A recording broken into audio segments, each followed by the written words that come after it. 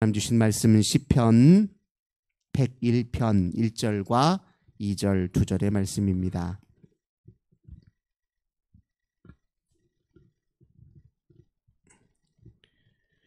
시편 101편 1절과 2절의 말씀, 1절과 2절 2절 말씀 우리 한 목소리로 함께 봉독합니다. 내가 인자와 정의를 노래하겠나이다. 여호와여, 내가 주께 찬양하리이다. 내가 완전한 길을 주목하리니 주께서 어느 때에 내게 임하시겠나이까. 내가 완전한 내 마음으로 내 집 안에서 행하리이다. 아멘. 오늘도 우리 주님과 함께 이 귀한 날 시작하시는 우리 모든 성도님들, 하나님께서 하늘의 크신 은혜와 평화 가득 부어주시길 주님의 이름으로 간절히 기원합니다. 오늘 본말 말씀 통해서 완전한 길, 완전한 마음, 이런 제목으로 함께 은혜 나누도록 하겠습니다.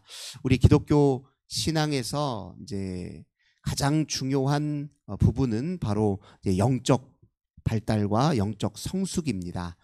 우리의 신앙생활은 곧 끊임없는 이 영적 발달의 성장의 여정이고, 마지막까지 우리는 우리 주 앞에 안길 때까지 이 영적 순례의 여정을 다 마치기 위해서 신앙의 경주를 힘쓰고 있는 것이죠.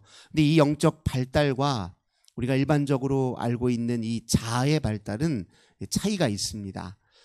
영적 발달은 물론 우리의 자아의 발달을 유도합니다. 영적으로 성숙해 가는 사람들은 자기 자신의 자아에도 성숙을 이루죠. 하지만 이 둘은 엄밀히 말해서 이제 구분을 우리가 해야 됩니다. 우리 자아라고 하는 것은요, 우리 생활에 필요한 기본적인 마음 작용을 이걸 다 이제 자아와 관련되어 있어요. 예를 들면 우리가 현실을 인식하고 거기에 적절하게 대응을 하는 거죠. 우리 주어진 환경에 가장 최적의 대응 방안을 찾고 또 거기에 맞춰서 행동할 수 있는 이 모든 과정이 다 자아의 기능이에요. 우리에게 꼭 필요한 행동을 적절하게 조절하고 또 우리 자신의 마음의 어떤 욕망, 우리 마음의 감정, 또 생각, 이 모든 것들을 내 생활에 적절한 방식으로 통제하는 것도 다 자아의 기능입니다. 우리가 다른 사람과 대인 관계를 맺는 데 필요한 여러 가지 소통의 과정이라든가 그 사람과 적절한 관계에 있어서 필요한 내 욕망도 적절히 조절하고 또 상대방도 적절히 배려하는 이 모든 과정에 다 자아가 개입이 되어 있는 것이죠. 그런데 이 자아가 영적인 차원과 관련한 데는 어떻게 작용을 하느냐? 영적으로 만약에 무뎌져 있는 사람은 어떤 문제에 발생할 수 있냐면 자신의 모든 자아의 활동에 대해서 맹신할 수가 있어요. 하지만 영적으로 잘 발달해 있는 사람들은 자기 자신의 자아의 한계를 명확하게 인식합니다. 이게 이제 가장 중요한 차이예요. 이 영적 발달에 있어서 중요한 태도는 무엇이냐? 우리 예수님이 마태복음 16장 24절에서 뭐라고 합니까? 누구든지 나를 따라오려고 그러든 자기를 부인하고 자기 십자가를 지고 나를 따를 것이다, 이렇게 얘기하거든요.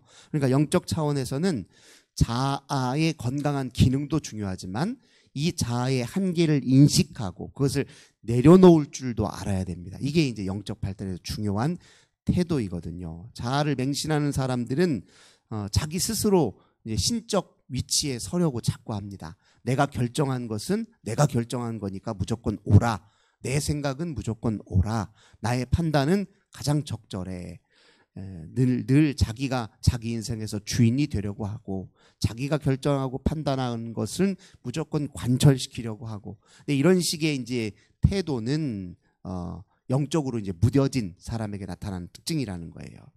반대로 늘 하나님과 관계에 있어서 늘 깨어 있어서 하나님과 순종의 관계 속에 살려고 하는 사람들은 이 자아의 한계, 자아의 불완전성, 이런 것을 늘 경계하면서 사는데 힘쓴다는 것입니다. 이제 그런 영적 경로를 오늘 본문 시편 기자는 뭐라고 표현하냐면 그게 곧 완전한 길이고 완전한 마음이다, 이렇게 얘기해요. 완전한 길은 뭘 뜻하냐면 내가 정하고 계획하고 내가 뜻한 길을 말하는 게 아니에요. 완전한 길은 내 길 위에 하나님의 방식, 하나님의 뜻을 내가 해야 하려 그것을 받아들이고 온전히 수용하고 순종할 때 그게 이제 완전한 길입니다. 하나님이 내게 임하셔서 나를 주장하시도록 내어드리는 그 길이 완전한 길이고, 완전한 마음도 똑같습니다. 내가 어떻게든 내 식대로 이 일을 잘 처리하려고 최선을 다해서 애쓰고 완벽하게 해내려는 그런 마음이 완전한 마음이 아니라, 늘 겸손하게 하나님을 바라보고 내 모든 마음을 하나님 앞에 내려놓을 줄 알고 성령의 역사와 주도와 또 이끄심을 내가 늘 깨닫고 순종하려는 그 마음 자세가 완전한 마음입니다. 완전한 마음은 실제로 완전하기 때문이 아니라 오히려 불완전한 내 마음을 인정하고 완전하신 하나님을 온전히 의지하려고 하기 때문에 그게 완전한 마음이라는 거예요. 이게 바로 이제 영적인 차원에서 보면 하나님과 끊임없이 연결되고 접촉하고 하나님께 의지하려는 그런 태도와 자세를 완전한 길, 완전한 마음이다. 본문 우리가 이렇게 이해하고 받아들여야 될 것입니다.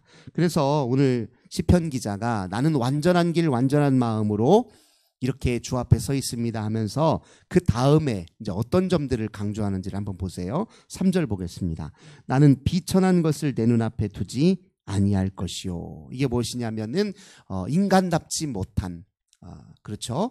늘 나 자기 중심으로 다른 사람을 배려하지 아니하고, 그리고 늘 내 본능과 충동, 욕망을 따라 거기에만 혈안이 되어 있는 그런 어떤 의미에서 보면 인간답지 못한 면, 다른 말로 하자면 거의 동물에 가까운 그런 식의 삶의 태도에 대해서 내가 늘 경계한다, 이런 뜻이에요.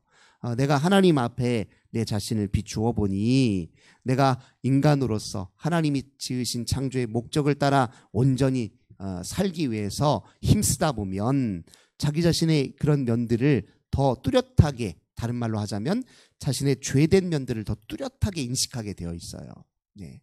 그러니까 가장 영적으로 깨어있는 사람들은 특징이 뭐냐면 죄에 대해서 사실 민감합니다. 하나님과 어울리지 않는 내 내면의 문제들, 내 삶의 행태들을 이렇게 그냥 쉽게 넘기질 못해요. 그런 문제 하나하나가 나한테 이제 마음에 불편함이 되기도 하고 그냥 어물쩍 넘어가지 못하도록 만드는 그런 내면의 갈등, 이런 것들이 오히려 이 완전한 길, 완전한 마음에서는 더 생긴다는 거예요.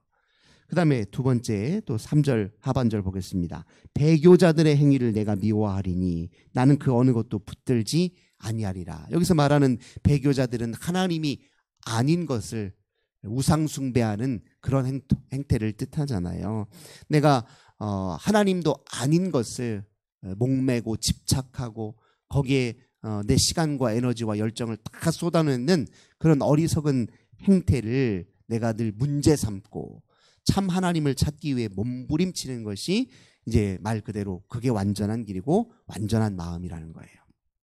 그러니까 한편으로는 내 죄에 대해서 민감하고 다른 한편으로는 하나님을 찾으려고 하는 그 갈망으로 온통 내가 힘과 에너지를 쏟으려고 하는 자세를 오늘 본문은 이렇게 표현한다는 것입니다. 그 다음에 4절, 사악한 마음이 내게서 떠날 것이니 악한 일을 내가 알지 아니하리로다. 이제 3절과 이제 비슷한 맥락이긴 한데 선을 원하는 내게 늘 악이 함께 있는 것을 보도다 하는 바울의 로마서 7장의 고백과 비슷한 맥락이에요. 이게 뭐냐면 자만하지 않는다는 거예요. 내가 좀 영적으로 나름대로 열심을 내었다 하더라도 언제든지 내가 넘어질 수 있는 그런 죄의 가능성과 여전히 다 해결하지 못했던 문제들이 내 안에 잔존해 있다는 것을 내가 늘 의식한다는 거예요. 사람은 사실은 이렇게 모순적인 측면이 있잖아요. 뭐 잘 하다가도 어느 순간 나도 모르게 나도 내 행동이나 내 삶에 대해서 이해를 하지 못할 정도로 어떻게 내가 이렇게 행동을 했나 싶을 때가 있단 말이에요. 사람에게는 그런 모순적이고 아직 내 무의식 마음 깊은 곳에 내가 제대로 통제하고 처리하지 못했던 어두운 이면들이 늘 있단 말이에요. 이게 마지막까지 우리가 이거 가지고 씨름을 해야 되겠죠. 그런 측면들이 있음을 알지 못하는 사람들은 조금 잘하는 모습만 이렇게 생각하면서 교만해지기 쉽습니다. 오히려 오히려 내가 언제든지 넘어질 수 있는 사람이다 라는 걸 인정할 때 순간순간 주님께 깨어있으려는 마음을 더 갖는 거예요. 이만하면 됐다 할 때 그때가 넘어지기 가장 쉬울 때라는 거죠. 그래서 내가 사악한 마음이 내 이면에 있다라는 사실을 내가 잊지 않고 있는 것입니다. 5절입니다. 자기의 이웃을 은근히 헐뜯는 자를 내가 멸할 것이요 눈이 높고 마음이 교만한 자를 내가 용납하지 아니하리다. 이것도 마찬가지예요. 이웃과의 관계에서도 마찬가지입니다. 우리가 영적으로 오히려 깨어있는 사람들은요, 다른 사람과 비교하면서 자기 우월성을 드러내지 않아요. 왜냐하면 따지고 보면 너나 나나 거기서 거기라는 인식이 있어요. 내가 아무리 대단한 사람이라 하더라도 하나님을 인정하고 의지하는 사람은요, 하나님 앞에 누가 뭐 얼마나 대단한 사람입니까? 그러니까 다른 사람을 보더라도 우월의식을 별로 갖지 않아요. 당신이나 나나 뒤집어 놓고 보면 솔직히 거기서 거기고 그렇잖아요. 그러니까 우리가 아주 높은 하늘에서 보면 100층짜리 빌딩이나 1층짜리 단층 집이나 그 높이에 있어서 무슨 차이가 있겠냐고요. 그렇잖아요. 고도 한 1000km만 올라가서 보더라도 그 차이는 다 사라져 버립니다. 그렇기 때문에 내가 이웃을 은근히 헐뜯거나 또는 비난하거나 비판하는 가장 큰 이유가 뭐예요? 내가 너보다 낫다는 거거든요. 내가 너보다 낫다는 의식이 밑바탕에 있을 때 이게 남에 대해서 비난하기도 하고 헐뜯기도 하는 거거든요. 근데 내가 이걸 경계하겠다는 것은 하나님 앞에 내가 늘 깨어 있어서 다른 사람과 비교하거나 내가 우월의식을 갖거나 또 정반대로 내가 비교하면서 열등의식을 갖거나 이런 마음 상태를 내가 내려놓겠다 이런 뜻이에요. 그다음에 동시에 같은 말입니다. 눈이 높고 마음이 교만한 자, 이게 다른 사람과 비교해서 자기 우월감을 갖는 사람들이 나타나는 특징이거든요. 이런 행태를 경계하는 게 이게 영적으로 볼 때 완전한 길이요 완전한 마음이라는 겁니다.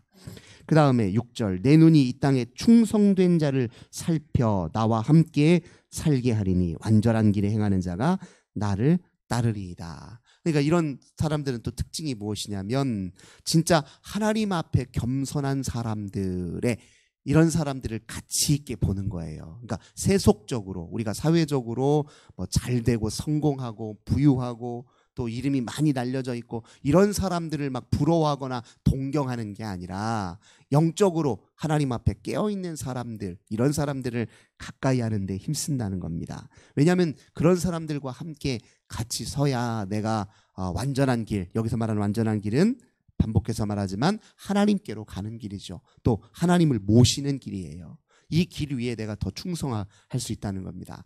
그래서 우리가 교제도요, 우리가 성도들 간의 교제가 더 깊어져야지 우리가 바깥 세상에서 여러 사회 그룹이 있고 내가 이 사회에서 많이 어울리는 사람들이 참 많아요. 근데 그런 사람들과 어울리지 말라는 뜻이 아니라 그들이 나에게 어떤 악영향을 미치는지에 대해서 경계심을 가져야 된다는 거예요. 아무리 친하더라도 하나님과 교제하지 않는 사람의 한계가 있어요. 믿지 않는 사람들과 잘 지내는 거 좋지만 그건 내가 그를 사랑하고 섬기는 마음으로 잘 지내는 건 괜찮아요. 하지만 그가 나한테 미치는 영향 중에 혹여 내가 정신적으로 또 내 생활의 면에 있어서 믿지 않는 사람들의 습관과 태도 때문에 내게 미치는 악영향을 잘 견지하는 자세가 필요하다는 것입니다. 또 7절입니다. 거짓을 행하는 자는 내 집안에 거주하지 못하며 거짓말한 자는 내 목전에 서지 못하리로다. 이건 뭐 무조건 속이지 말고 살라 이런 의미는 아니에요. 때로는 이제 백색 거짓도 있지요. 선한 의도, 또 누군가를 배려하기 위해서 그냥 그러니까 우리가 백색 거짓말이라고 하잖아요. 이런 것도 필요하지요. 근데 여기서 말하는 거짓은 뭘 뜻하냐면요, 자기 마음을 제대로 헤아려지 못하는 상태, 자기 숨어있는 동기, 이걸 잘 모르는 거예요. 내가 무슨 마음으로 이런 행동을 하는지, 무슨 마음으로 이런 말을 하고 있는지 그 동기에 대해서 제대로 알지 못하거나 아니면 알면서도 모르는 척 위선하거나, 이걸 경계하라는 뜻입니다. 우리가 예수님이 복음서에도 보면요, 바리새파 사람들에 관해서 비판하실 때 가장 중요한 비판의 지점이 무엇입니까? 위선이에요. 겉으로만 경건한 척, 종교적으로 아주 뛰어난 척, 속내는 하나님 별로 찾기보다 자기 의를 드러내고 자기 명예를 드러내는 데만 힘쓰고, 그러니까 자기에게 관심이 온통 다 쏠려 있으면서 말은 무조건 하나님만 찾는 거예요. 자기 관심만 가득하면서. 예. 그걸 이제 우리가 영적 위선이라고 하죠. 영적 위선이 볼 때 영적인 차원에서 보면 참 이게 건강하지 못한 상태예요. 차라리 그냥 날마다 하나님 앞에 하나님 죄송합니다. 저는 늘 이렇게 하나님 앞에 늘 죄와 이렇게 하나님 앞에 이렇게 못났고 내가 이렇게 왜 이런지 모르겠습니다. 차라리 한탄하고 우는 게 영적으로 위선을 하는 것보다 훨씬 낫다는 것을 이제 우리가 알고 있죠. 여기서 말하는 그 거짓은 위선의 탈을 벗고 자기 내면과 또 행동과 말의 동기에 대해서 정직하게 들여다볼 줄 알고 하나님 앞에 인정하는 태도를 의미하는 겁니다. 이게 완전한 길이고 완전한 마음이에요. 8절입니다. 아침마다 내가 이 땅의 모든 악인을 멸하리니 악을 행하는 자는 여호와의 성에서 다 끊어지리라. 자, 영적인 길을 걷기 위해 힘쓰는 사람들의 특징은 무엇이냐면 이 세상, 하나님이 지은 세상이잖아요. 이 세상에 하나님이 지은 이 세상이 파괴되고 부서지고 망가지는 것을 안타깝게 여길 줄 아는 마음입니다. 하나님은 이 세상을 치유하고 구원하고 회복시키기 위해서 지금도 일하시는 거거든요. 근데 그 하나님이 일하시는 것을 나도 알고 그 하나님의 마음을 나도 알아서 이 세상을 더 선하고 온전하고 아름답게 가꾸는 일에 힘쓰게 된다는 겁니다.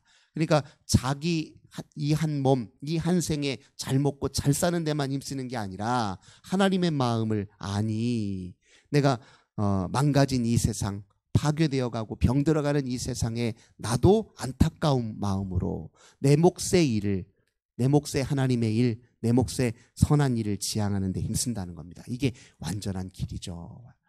이런 길이 곧 우리가 걸어야 할 길입니다. 이 세상에서 내가 얼마나 대단한 사람인지, 내가 얼마나 완벽한 사람인지를 보여주기 위한 길이 아니라 내가 하나님과 어떻게든 더 깊이 친밀히 연결되어 주의 은혜를 더 힘입어 주님의 통로가 되고 주님을 더 의지하는 길에 힘쓰는 것이 우리가 가야 될 영적 길임을 다시 한번 오늘 아침에 마음에 새깁니다. 오늘 이 아침에 기도하시면서 주님께로 가는 완전한 길, 주님께 내 마음을 탁하드려 성령의 하나님 주장하심에 나를 내어드리는 완전한 마음으로 오늘 하루를 살도록 도와주셔서 이렇게 기도하시는 우리 모든 성도님들 되시길 주님의 이름으로 기원합니다. 좋으신 주님 감사드립니다. 저희들 오늘도 하나님 앞에 완전한 길, 완전한 마음으로 사는 것이 무엇인지 시편 기자의 고백을 통해서 살펴보았습니다. 하나님, 저희들 주 하나님이 우리의 주인 되어주시고 인도자가 되어주시고 저희들의 마음과 행동과 삶을 주장하셔야 저희들 온전함을 다시 한번 인정합니다. 하나님, 저희들 스스로 주인 되어 살려고 하는 그 모든 아집을 내려놓고 우리 하나님 앞에 겸손히 엎드려 주를 의지하는 삶 살게 하소서. 예수님의 이름으로 간절히 기도드립니다. 아멘. 오늘도 우리 환우들을 위해서, 가정의 자녀들을 위해서, 교회와 또 나라와 민족을 위해서 기도하겠습니다. 아버지 감사합니다. 오늘도 저희들 기도하며 이 귀한 날 시작합니다. 주를 바라보고 주를 의지합니다. 우리의 마음에 임하소서.